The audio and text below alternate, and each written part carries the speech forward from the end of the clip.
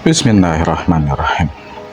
Assalamualaikum warahmatullahi wabarakatuh. Halo teman-teman, jumpa lagi di channel Jawati. Terima kasih kepada teman-teman yang telah mendengarkan dan telah mensupport channel ini, agar channel ini makin berkembang dan bisa diterima oleh khalayak yang lebih ramai. Seperti biasa teman-teman, jika sudah siap, selamat mendengarkan. Digoda si cantik penunggu perempatan. 15 tahun yang lalu, tak kala aku hendak pulang kuliah dari lokasi kampus yang berada di kawasan Sampangan, Semarang, seringkali aku melakukan kegiatan rutin, yakni mampir dulu untuk sekedar mencari hiburan. Waktu itu, waktunya agak malam dikit. Kebetulan ada kuliah umum, sehingga rada lama selesainya. Kebetulan malam itu, film di bioskop di kawasan Metro cukup mengundang filmnya. Akhirnya, lepas kuliah yang satu ke perkuliahan lainnya, maksudnya nonton bioskop. Pertunjukan dimulai jam 10 malam, dan film yang diputar cukup menegangkan. Sekitar 100 menit, jantung ini dibuat ngap-ngapan menikmati adegan film. Kelar nonton, buru-buru ngejar omprengan alias angkutan umum pengganti di waktu malam. Saat itu aku menunggu omprengan di depan perempatan Peterangan yang cukup lengang karena sudah hampir jam 12 malam. Cuma beberapa orang yang berseliweran. Tampak juga mobil-mobil yang biasa lalu lalang cukup padat. Malam itu hanya ada beberapa saja yang melintas. Pikiran sudah melayang entah kemana bersamaan asap rokok yang mengepul dari mulut. Beberapa menit berselang, ada suara halus menegurku dari belakang. Cukup mengagetkan memang. Tapi di satu sisi, seperti percaya tak percaya, ternyata dia wanita muda, putih dan cantik. Lalu kita memulai percakapan dengan beberapa pertanyaan. "Mau kemana, Mas?" tanyanya lembut. "Karangayu," jawabku sopan, pakai banget. "Kamu sendiri mau kemana, Mbak?" tanyaku kemudian. "Tanjung, Mas. Mau nganter, Mas?" jawabnya, tawarnya penuh mempesona. "Oh, boleh. Kenapa enggak?" Nggak lama kemudian kami menuju angkutan tujuan ke Tanjung Mas. Aneh, tiba-tiba saja kendaraan itu melaju, meskipun tidak ada penumpang lain. Tapi aku tidak peduli, yang ada hanya kebanggaan yang luar biasa. Ternyata orang seperti aku bisa juga berkenalan dengan wanita cantik seperti dia. Anehnya, hanya dalam hitungan menit, kami sampai di pintu pelabuhan Tanjung Mas. Sampailah kami berdua ke suatu tempat di mana di sana ada gardu listrik yang besar dan jalan masuk ke sebuah perkampungan yang sunyi. Kami pun akhirnya tiba di rumah si cantik itu. Tiba di rumah, aku disuguhi beberapa potong kue dan air minum. Tapi semuanya tak kuperdulikan karena mata, tangan, dan tatapan ini tak mau lepas darinya. Seperti tersadar, aku pun beristighfar. Lantas aku segera pamit pulang. Tapi si wanita cantik itu menahanku dengan keras. Tapi aku tak mau kalah. Dengan berbagai cara, aku harus meninggalkan rumah itu. Terus-menerus mulutku komat-kamit mengucapkan asma Allah. Namun, saat pulang aku menjadi kebingungan. Jalan yang tadi ternyata areal pertambakan dan semak belukar. Meski panik, aku terus beristighfar. Alhamdulillah, ada suara azan. Dan tak lama kemudian aku melihat lampu jalanan di seberang yang menandakan menuju jalan pulang. Alhamdulillah, berkat suara azan aku selamat dari sergapan hantu wanita tersebut. Menginjak hantu kepala dekat jembatan. Sebenarnya pengalamanku ini sudah lama banget, kira-kira pertengahan tahun 2003. Tapi apabila aku teringat masalah ini, malah jadi takut sendiri. Terkadang untuk pergi ke toilet pun saya jadi takut. Waktu itu saya sedang mengikuti perkemahan di Kopeng, Salatiga. Saya dan teman-teman yang ikut adalah kontingen pramuka asal kota Semarang. Pada suatu malam saya dan teman-teman main-main gitar. Biasalah, namanya juga anak muda. Kalau siang tidur, malamnya main-main, seperti kelelawar. Setelah siang harinya berlatih, malamnya kami lewatkan bersama dengan bermain gitar, bernyanyi, bakar ikan, dan ada juga yang di pojok-pojok berpacaran. Tapi jangan salah, mereka hanya bicara doang ya, gak lebih. Setelah capek bermain gitar, kami berencana pergi ke warung terdekat untuk membeli makanan atau apalah. Nah, ketika inilah hal itu terjadi.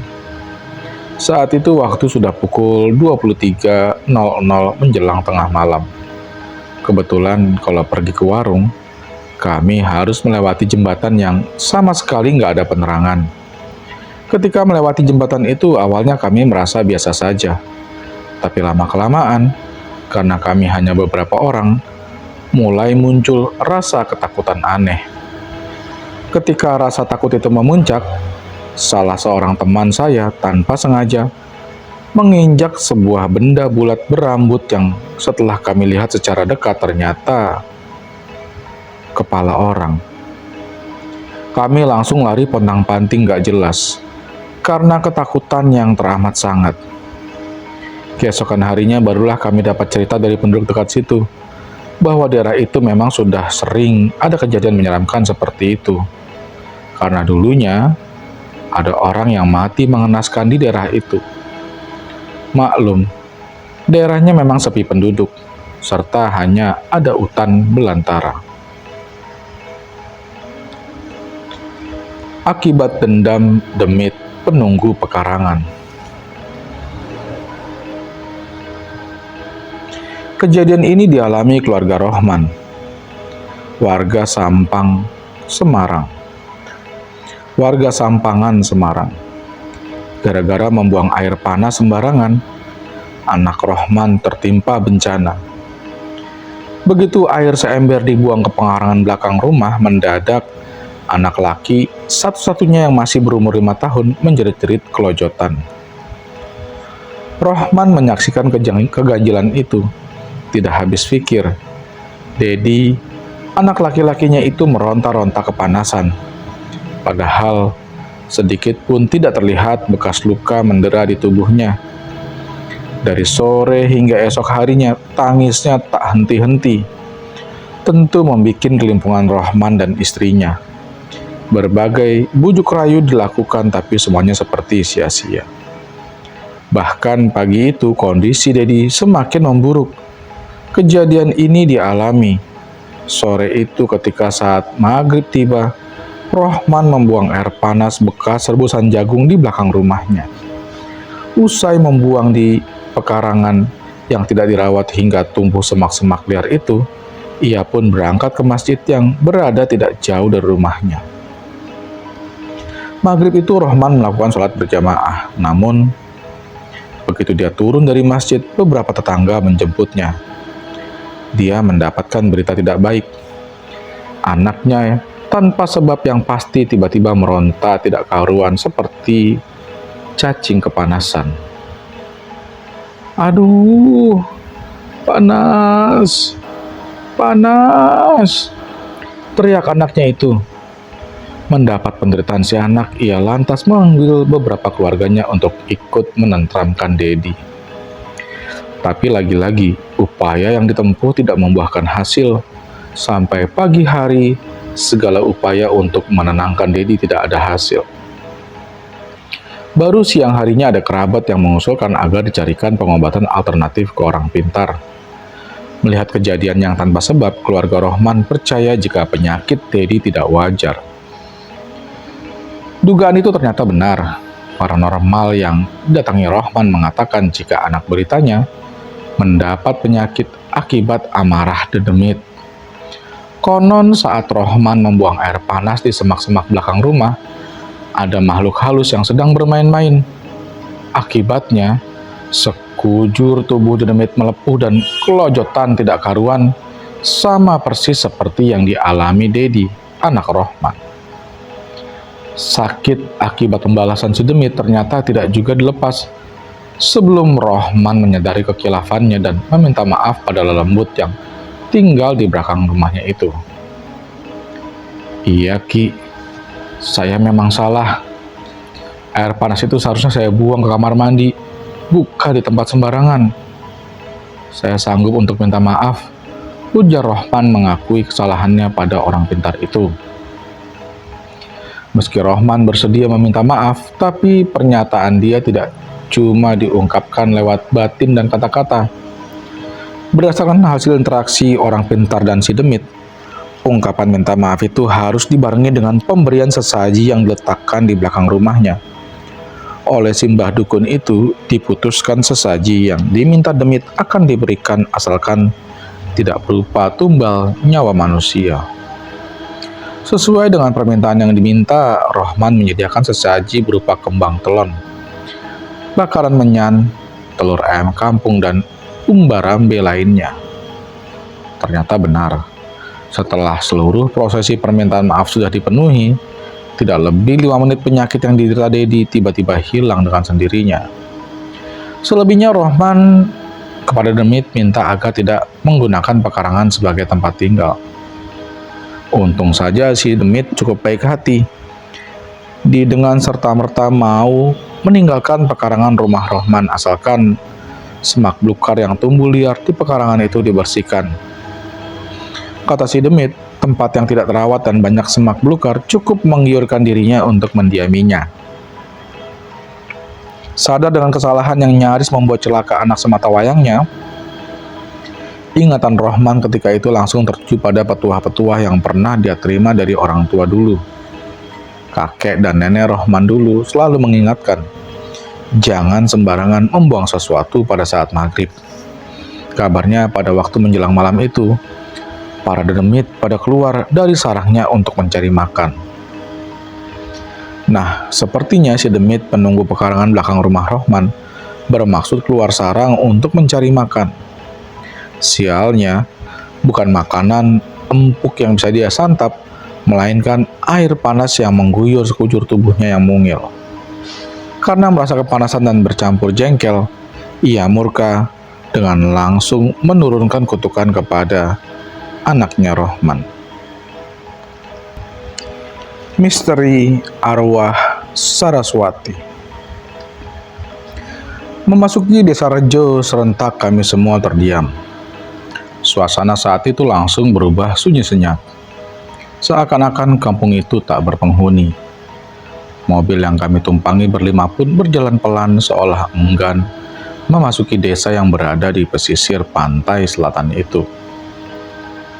Nah, ini dia kampungnya. Lumayan asik juga. Wah, aku berharap di sini punya pengalaman menarik yang seumur hidupku baru kali ini mengalami. Kamu ketemu kembang desa kek atau... Belum selesai, Heru merampungkan kalimat tersebut. Tiba-tiba kami serentak terkesima melihat ada seorang nenek-nenek berdiri di pinggir jalan. Tampak tangannya membawa lampu sentir. Padahal hari masih siang. Sebaiknya kita berhati-hati. Jangan gegabah.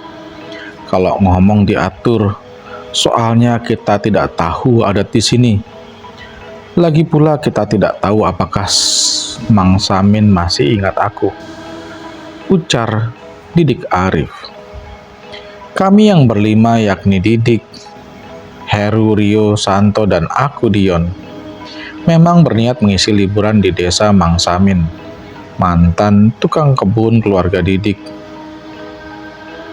Desa Rejo terletak di tepi pantai selatan, merupakan desa yang masih alami dan belum terkontaminasi budaya asing.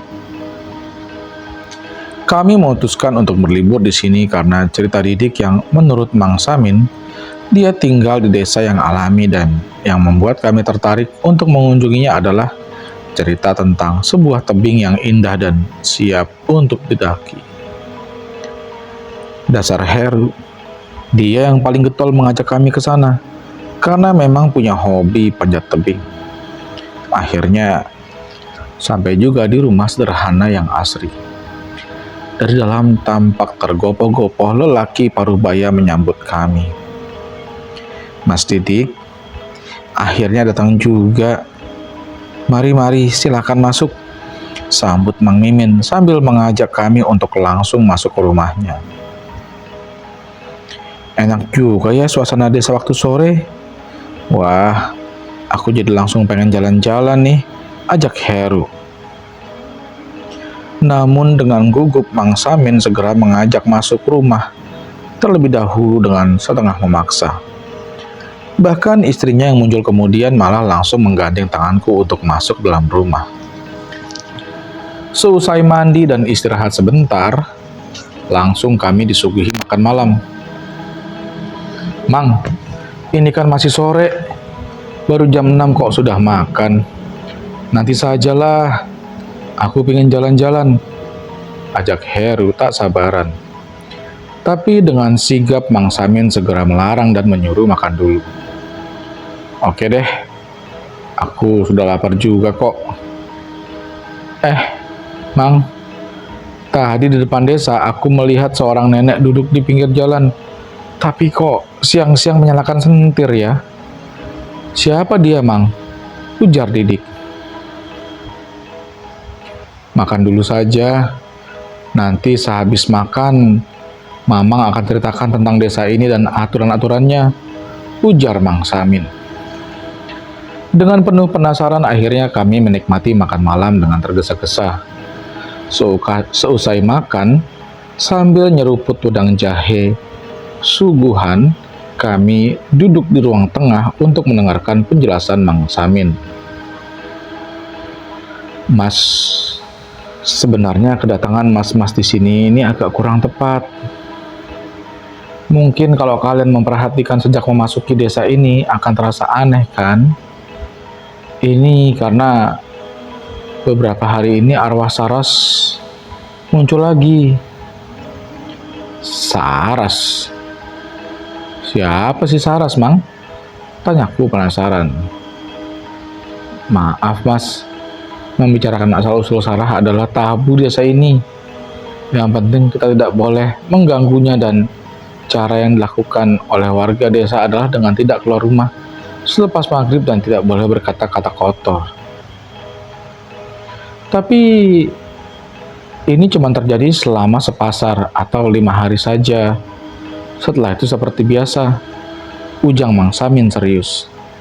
Akhirnya kami cuma melewatkan malam pertama dengan saling diam, walaupun ada guyonan malah terkesan hambar. Esok paginya kita sudah siap pergi menuju tebing seperti yang dimaksud oleh Mang Samin. Dengan diantar oleh Mang Samin, akhirnya kami sampai di tempat tujuan. Sengaja Mang Samin hari itu libur ke ladang hanya untuk menunggui kami. Sepertinya takut kalau kami terkena sesuatu. Dengan bentuk tebing yang masih asli, berjarak sekitar 100 meter dari garis pantai, pemandangannya begitu menakjubkan.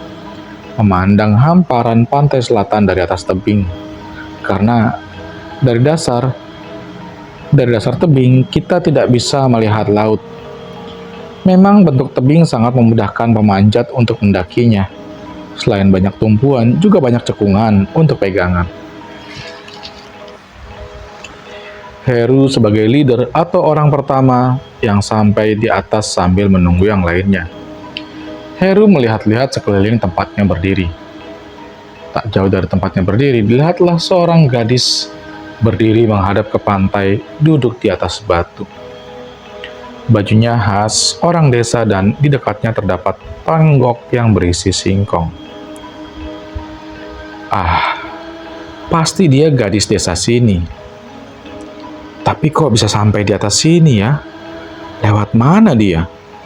pikir Heru. Kemudian dia menghampiri gadis itu dan menyapanya.